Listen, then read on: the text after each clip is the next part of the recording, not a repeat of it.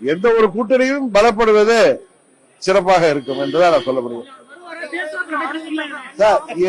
எந்த ஒரு கூட்டணியும் மேலும் கட்சிகள் பலப்படுவது ஒரு சிறப்பான விஷயம். இப்ப திமுக போற வர்றவங்க எல்லாம் ரோட்ல போறவங்க, தபால் போட வந்தவங்க, ஸ்விக்கில கொண்டாந்து கொடுக்க வந்தவங்க எல்லாரையும் கட்சியில சேர்த்து அவங்களுக்கு எல்லாம் சீட்டு கொடுக்குறாங்கல்ல கூட்டணியில சேர்த்து.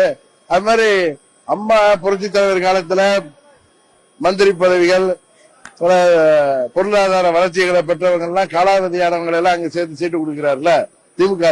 அவர்களே அப்படி செய்யும் பொழுது என்டிஏ கூட்டணி வலுப்பெறுவது தமிழ்நாட்டிற்கு நல்லது.